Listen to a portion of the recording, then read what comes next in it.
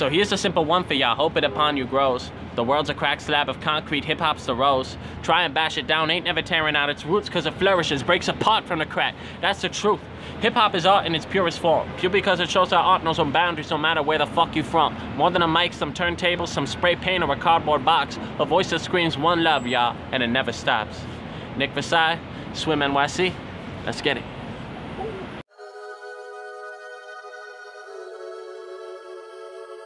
Welcome to SWYM-NYC. I'm your host, Thurman. This is the first episode of our Ground Up series. I'm here with...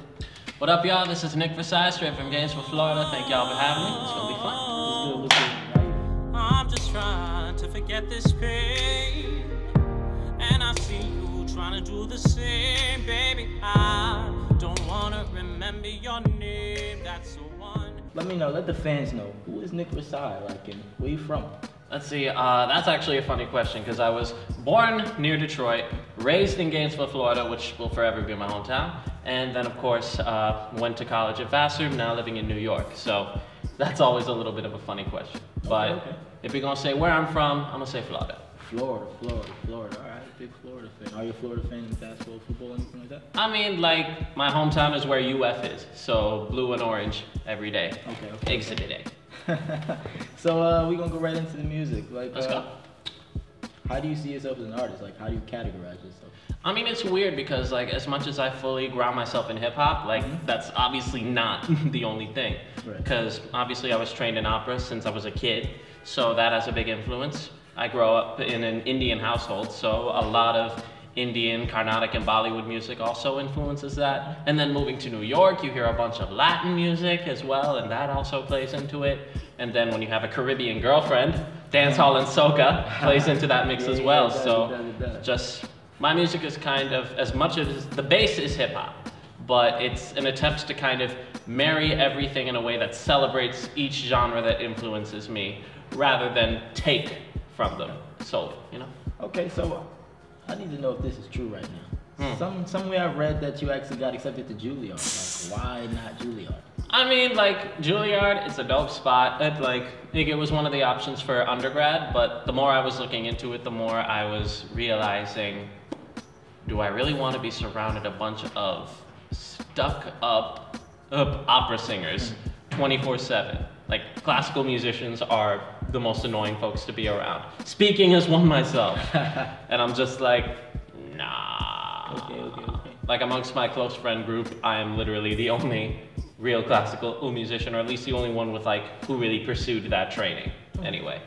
So you've been doing this for quite some time. Have you been writing, like, singing and rapping that long? How long have you been doing those things? I mean, like, opera I've been doing, like, ever since I was 8, so probably about 16 years now in terms of being trained and doing that shit.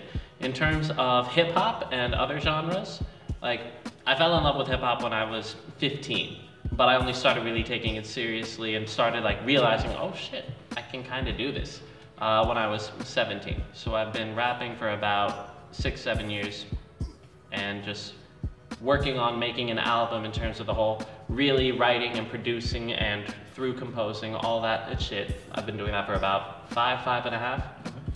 So why music though? Like, what is it about music that's so Nik? Like, what? I mean, it's kind of like this way. Kids who are going into med school, like people who want to be doctors, like the way how I thought I wanted to be. They see the human body, they see these sciences as a game. Like, they'll spend their free time, like, looking up how different cell functions work down to their smallest chemical processes. And they'll figure out what's wrong with the human body and how, if a guy was shot from a certain angle into his brain, how to patch that up. These are kids who aren't even in medical school yet. And it's a game. And the more I was studying, the more I was realizing this is shit that I felt like I had to work for rather than actually enjoy. And then I found when I wanted to just enjoy, I would go write a song. I would work on a beat. I would listen to music and try and see what I could learn from it. Like, that was what was the game to me. So when did you realize you had talent? Like, what was it that said, Nik has talent and this is what I'm going to do music? I mean, it was the moments when I was just realizing that what I was writing was actually resonating with people. like the time when I realized I think I should actually start making an album and seeing what I can do with this was a performance at my college. It was an early draft. It was like the first time I actually attempted to combine hip hop and opera, like explicitly, like rap verses with an operatic chorus. And it was nowhere near what I'm capable of doing today. And looking back on it in hindsight, I'm like, I really think that this shit was dope. But people resonated with it really strongly. Like this was just a crowd of people just like sitting down, all races, all ethnicities, age groups, and they shot up out of their seats. Like, so what's like your biggest struggles as an artist, as well as like what is one of the things you struggle with performing as well? I mean, in terms of struggling as an artist, I mean, just finding the venues for that exposure is always a little tough, but that's more because as I'm still working a 9 to 5, or in this case a 12 to 9, like every person on the planet. So it's just a matter of balancing needing to get everyday needs met with desires and dreams for a bigger career. And that's always tough. And I don't feel like anyone really has that part fully understood. Hell, I don't think even full-time folks like J and B who have been doing this their whole lives at that level, like on top of that, they're parents. And they're trying to figure out how to be everyday folks and make sure that their kid can have that kind of everyday life while being far from everyday people. And so here I am at my level struggling to balance that. So it's just me trying to make sure that I can have that balance. So how has music impacted your life? Like how does it change your perception? I mean, it's literally that's it. It has changed my perception, especially since I came into this genre, this form of music as a complete outsider. Like, I'm a lucky ass brown kid who grew up in a gated community with, I basically didn't want for shit. I mean, like, I had to deal with racism and everything, but anyone who isn't white and lives in the South has to deal with that. Right. So it was just, with music, just figuring out, especially the thing about hip hop, it's all about being an outsider in your own country. That's a huge narrative element in hip hop. That's why a lot of kids of immigrants, I feel, can really relate strongly with it. It's why I did. Okay.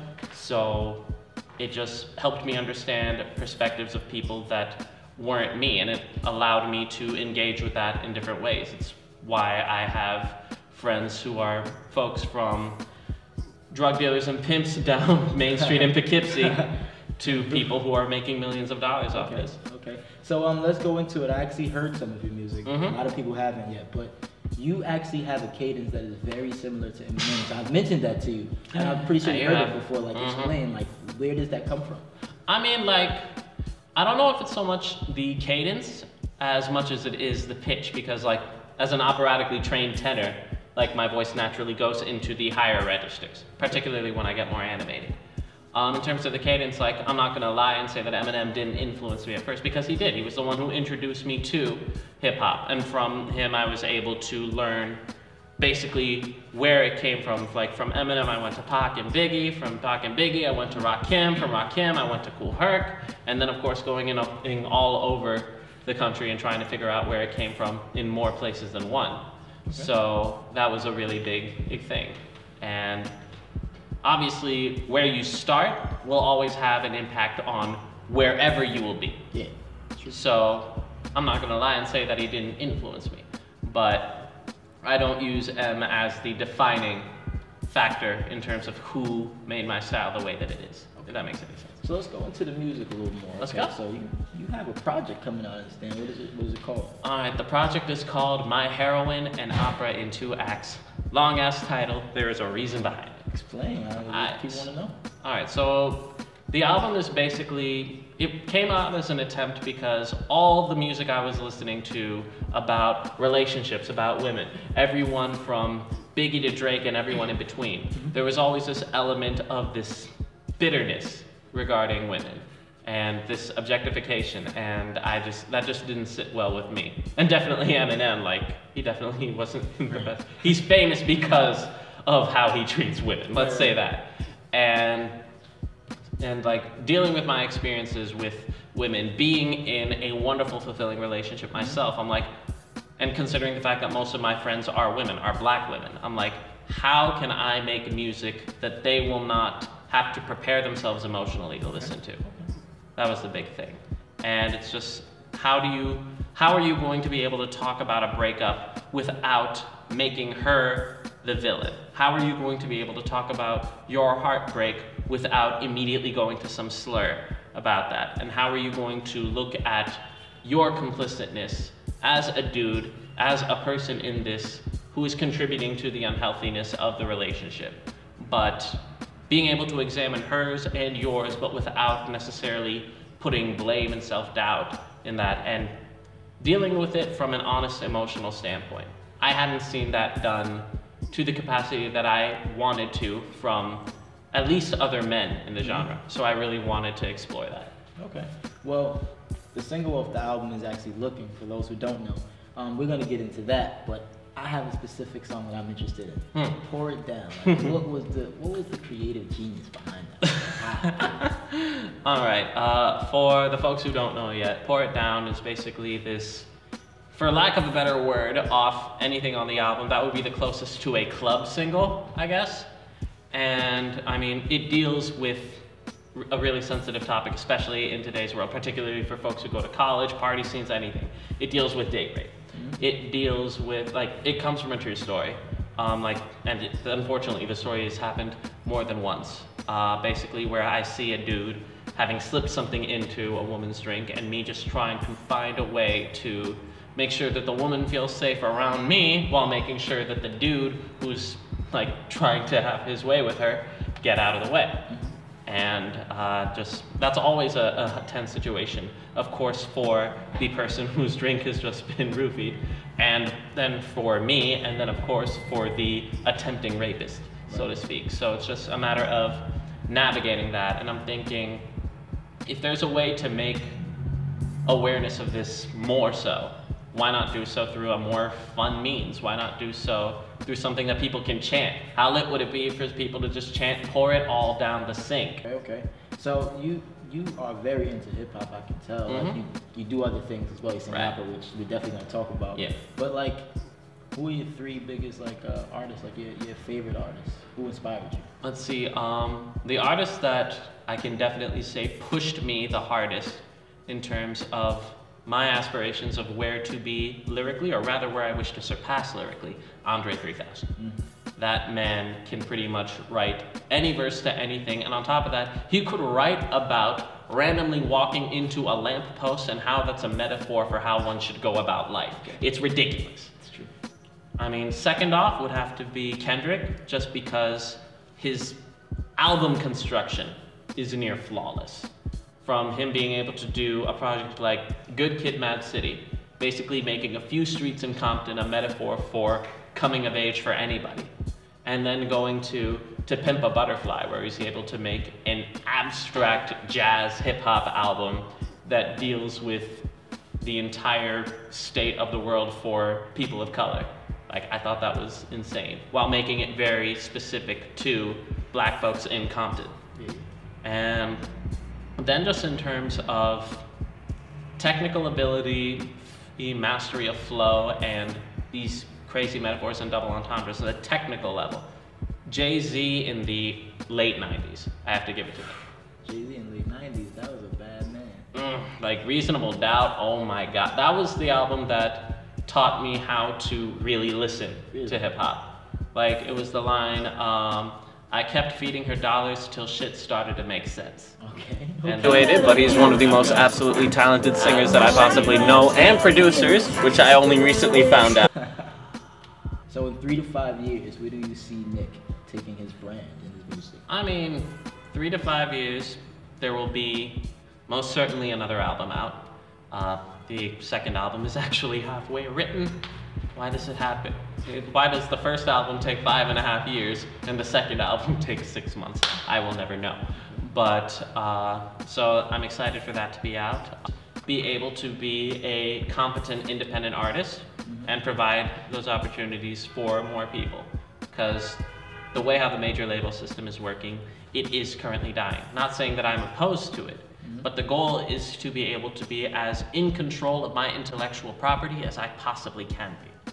And I have not seen that emulated to the degree that I wish to see it in the mainstream industry. Well, thanks for the interview. Thank you so much. Definitely looking forward to the project dropping. When is it going to drop and where can they find it? All right, the project, My Heroine, an opera in 2 acts. It drops February 1st, this boy's birthday, and you can find it on iTunes, Spotify, Tidal, Apple Music, pretty much anywhere you could want to go to hear music, it'll be there. Be sure to check out for it. Thank y'all so much. What up, y'all? This is Nik VRSI, and you just finished watching me on SWYM-NYC.